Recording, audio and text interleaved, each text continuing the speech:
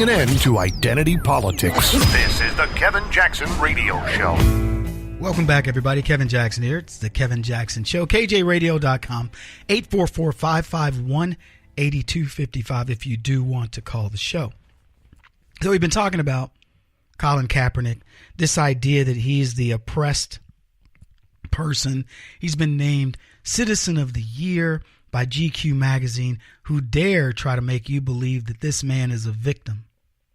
If Kaepernick, let's just put it in perspective. Most people don't make the kind of money that Kaepernick has donated in a lifetime. Now, I don't know how much what big of a philanthropist he is, but he's donated $1 million. A lot of people don't make that money in a lifetime. This year, he donated $1 million. So he signed a $126 million contract, a 6-year contract. So you can do the math. We're talking $20+ million a year.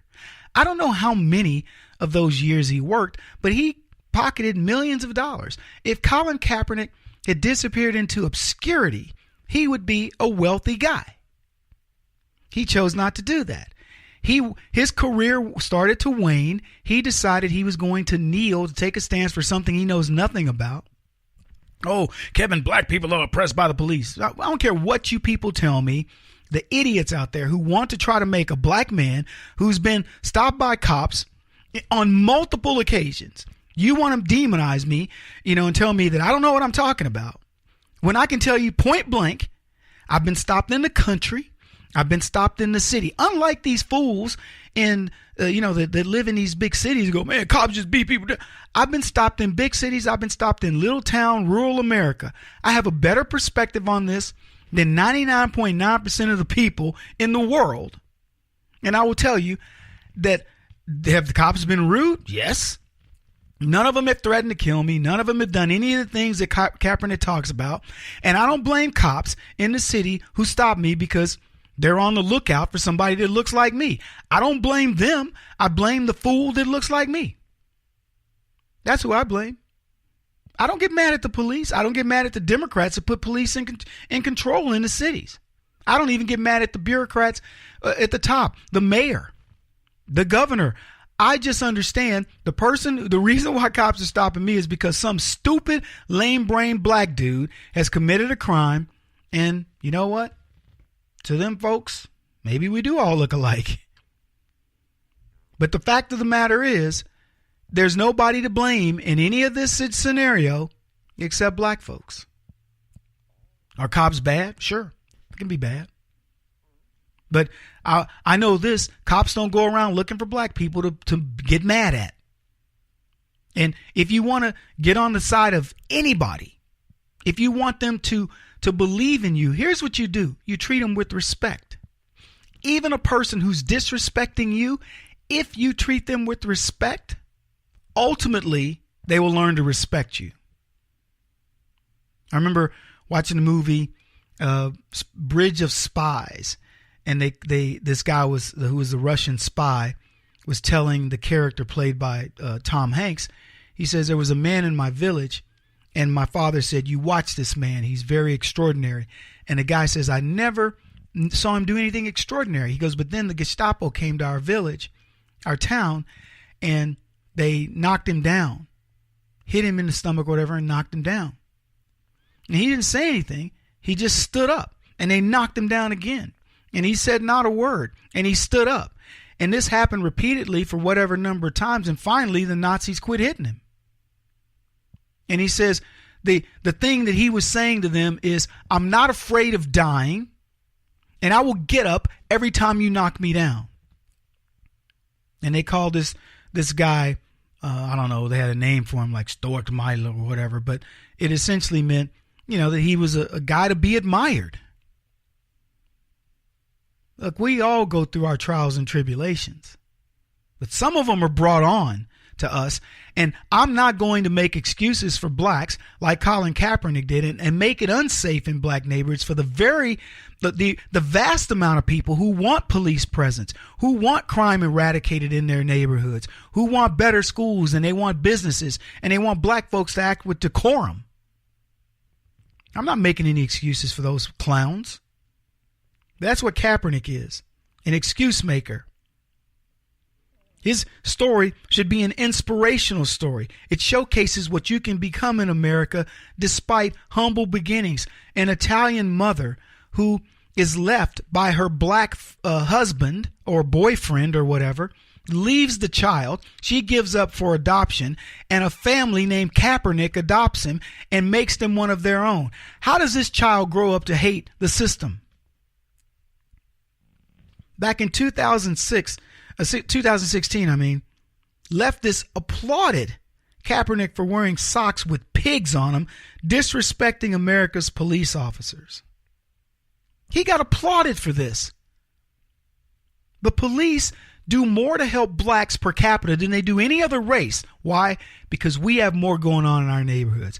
There are more robberies, more rapes, more murders, more whatever, violent crime of all sorts in black neighborhoods being committed against black people, and Kaepernick wants you to believe that the police are the enemy. I mentioned he donated money to a convicted cop killer's charity. Crybaby millionaires, folks, kneelers. They've left the NFL in ruin, and they wonder why they don't want Kaepernick back. Well, who would you want that person back in your business? Somebody that makes $20 million a year so he can bellyache about his circumstances? I wrote of being Kaepernicked a while back. It's a fate worse than death for a professional athlete. The ashes of Colin Kaepernick, the football player who dared make one of America's favorite sports a petri dish of social justice. Football has always been a stamp in the American culture, a staple. It brings the nation together, and we cheer it on our teams.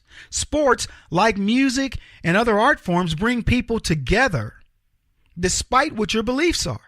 And in this moment, it's about the team or the art, but all the racial, all the social barriers disappear. You see these players living out the American dream. Some come from nothing. They create inspirational lives. They are grateful for every opportunity America has to offer its people. But not all athletes feel this way. Even when America makes them successful, you got some that want to complain, and Colin Kaepernick is one of those guys. Refuses to stand for the national anthem, and guess what it did? It pissed off Americans. We got mad about it. To sum it up, Kaepernick's story now teaches us that in order to win a Citizen of the Year award, you must divide your country. You must hate cops. You must disrespect the flag. You must be down with the brothers no matter what. GQ honored a racist. This should surprise no one. And they likely consider it a good move, a profitable move. I'm telling you right now, this will backfire on GQ. We're watching these scenarios unfold. I watched Starbucks say during the time when President Trump issued a travel ban, we're going to go hire a bunch of Muslims. Yep, that's what their CEO Charles Schultz said. You know what happened? Backfired. Big time. Suddenly, people were boycotting Starbucks. I almost said Star Trek. Starbucks, and continue to this day. I will only go to Starbucks in dire coffee emergencies. But they're boycotting them. And at the very least, they're getting a fraction of our money. If you haven't boycotted, you scale back. That's for sure. And I'm not going to forgive them. I don't know how you feel. I won't forgive them. What about Target? They capitulated. Oh, yeah, the transgender need their own bathroom. Since when? Since when? Let me tell you what I do. If the men's bathroom is full and I got to go to the bathroom, let me just go ahead and admit it before you find out on social media. I'll go to the women's bathroom. I know. Look at you. Kevin's all crazy.